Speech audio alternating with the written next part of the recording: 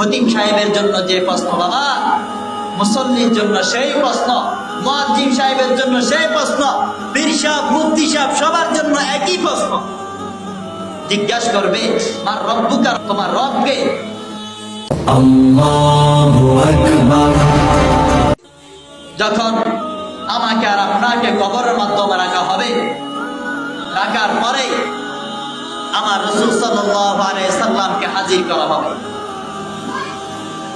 আল্লাহ রাসূল সাল্লাল্লাহু আলাইহি সাল্লাম যখন হাজির হবেন, তখন ফেরেশতারা আপনাকে আর আমাকে ডাক দিয়ে বলবেন মার রব্বুকা, তোমার রবকে। মান দীনুকা, তোমার দিনকে। মান নাবিয়্যুকা, মান হাজার রাজুল। আমার রাসূলের দিকে ইশারা করে বলবেন তুমি কি এই লোকটাকে কি চিনো?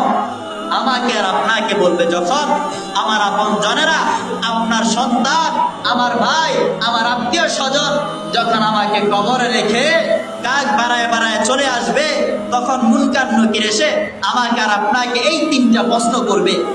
খতিব সাহেবের জন্য যে প্রশ্ন বাবা, মুসল্লির জন্য সেই প্রশ্ন, মুয়াজ্জিন সাহেবের জন্য সেই প্রশ্ন, পীর সাহেব, মুফতি সাহেব সবার জন্য একই প্রশ্ন। জিজ্ঞাসা করবে মার রব্বুকা, তোমার রবকে। তখন বলবে রব্বি আল্লাহ, আমার রব একমাত্র আল্লাহ। মান দীনুকা, তোমার দিন কি?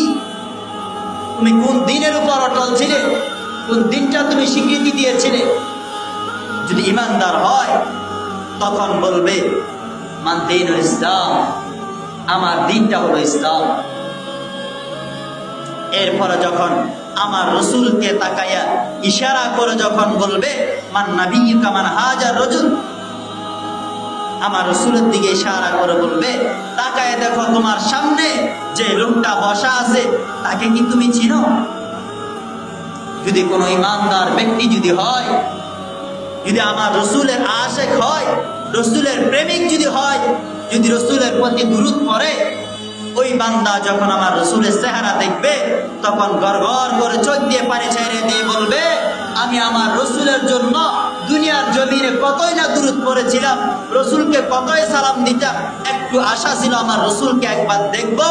ও ফেরেশতারা, দুনিয়ার জমিনে আমার ভাগ্য জোটে নাই, একটু তোমরা সরে যাও, আমি আমার রাসূলের সাথে মোলাকাত করি। জোরে বলে সুবহানাল্লাহ।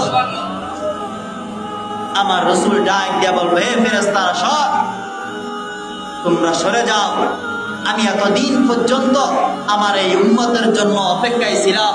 উম্মত আয়, আমার বুকে আয়। আমার রাসূল উম্মতটাকে জড়ায়া ধরবেন, আমার আল্লাহ বলবেন ফেরেশতারা আমার হাবিব যখন খুশি হয়ে গেছে, এই বান্দার কবরটাকে রিয়াজুল জান্নাতের সাথে যোগাযোগ করে দাও। তখন আপনি আর আমি কবরে শুয়ে শুয়ে জান্নাতি হাওয়া খাবো, জান্নাতি ফলগুলো ভোগ করব। এই জন্য রাসূলের প্রেমটা একটু ভিতরে নেন। আল্লাহ পাক রব্বুল আলামিন আমাদের সকলকে আমল করার সেই তৌফিক দান করে। সকলে বলে আমিন।